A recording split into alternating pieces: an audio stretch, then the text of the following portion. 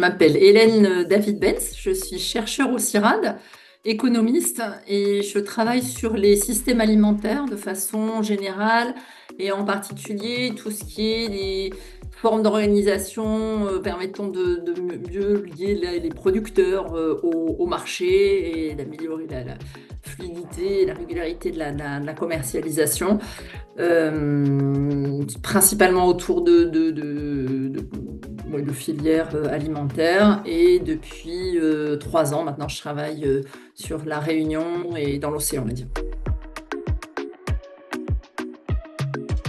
C'est une île avec un relief très marqué.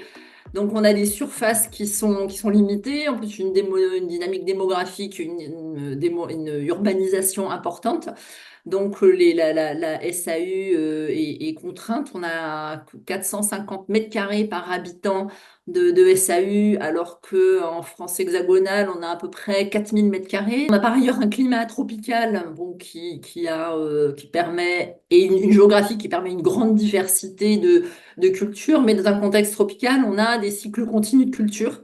Donc, on n'a pas de rupture des cycles de pathogènes en particulier. Donc, on a une pression phytosanitaire et de pathologies végétales importantes, ce qui fait que les pratiques agronomiques sont souvent accompagnées d'usages intensifs d'intrants chimiques, ce qui génère des pollutions des nappes phréatiques, des eaux et des risques de résidus de pesticides importants, notamment sur les fruits et légumes. Et puis peut-être qu'une autre contrainte importante, c'est bon, comme ce qu'on retrouve également ailleurs en France ou même en Europe, c'est la faible activité de l'attractivité de l'activité agricole. Donc les jeunes sont assez peu nombreux à s'installer et on a un vieillissement tendanciel important des exploitations. Alors comment surmonter ça? Bon, en termes de pratiques de production et pour aller vers des productions des systèmes de production qui préservent mieux l'environnement. Un des points importants, c'est d'aller vers des systèmes plus diversifiés au sein des exploitations agricoles et au sein des territoires, ce qui est d'ailleurs nécessaire, pas uniquement à La Réunion, mais plus largement dans beaucoup de parties du monde, après des décennies de développement agricole très basé sur la spécialisation, avec des intensifications basées sur la chimie, sur une forte consommation d'énergie. Donc avec des systèmes plus diversifiés, ça permet de limiter les pressions de pathologie, de favoriser plutôt des mécanismes biologiques pour lutter contre ces maladies, et puis également de limiter les risques et la vulnérabilité par rapport aux chocs, en particulier les chocs climatiques qui sont de plus en plus fréquents et plus violents, et on sait que ça va pas aller en s'améliorant. On peut presque tout cultiver à la Réunion avec plus ou moins de succès. Mais c'est sûr qu'il y a un potentiel qui est sous-valorisé, notamment dans les légumineuses, qui sont très importantes dans la consommation alimentaire et qui sont essentiellement importées, alors qu'il n'y a vraiment pas de contraintes techniques majeures au niveau agroclimatique à leur production. Les tubercules et également qui faisaient partie de la base de l'alimentation jusqu'à ces dernières décennies et qui ont été massivement remplacés par le riz.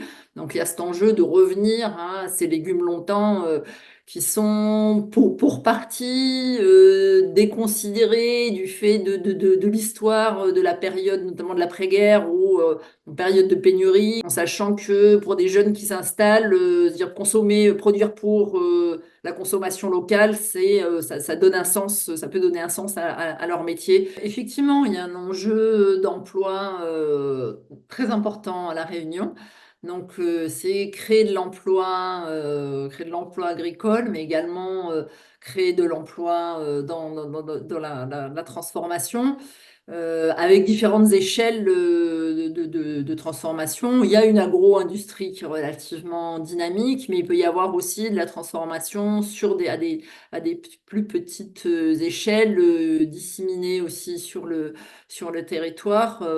proche des consommateurs. C'est pourquoi La Réunion est plutôt en position favorable, parce que l'agriculture est toujours très proche finalement de la ville, même si l'urbanisation a gagné un petit peu partout, mais on n'est jamais très loin d'un champ, et beaucoup de gens ont encore aussi des racines proches de l'agriculture.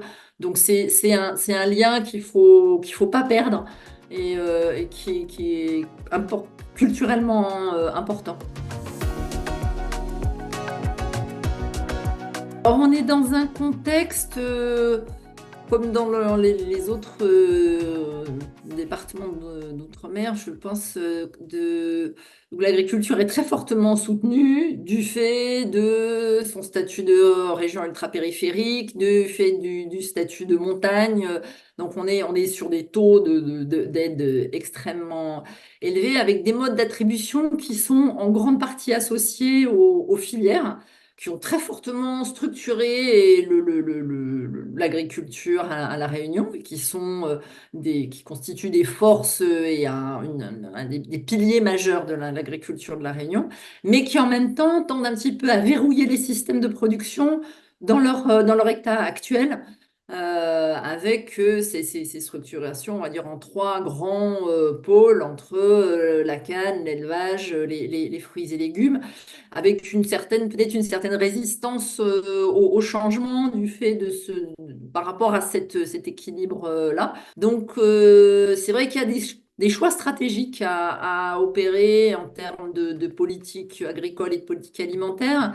Et peut-être ce qui est important, c'est de réellement prendre en compte le point de vue et mobiliser l'ensemble de la population, en particulier les consommateurs, sur ces choix de long terme, pour maintenir un équilibre et aller vers des trajectoires souhaitables pour tous, du point de vue de l'intérêt général, Oui, avec cet objectif d'améliorer la couverture des besoins et d'aller vers plus de souveraineté alimentaire et de systèmes alimentaires qui soient aussi plus durables d'un point de vue environnemental.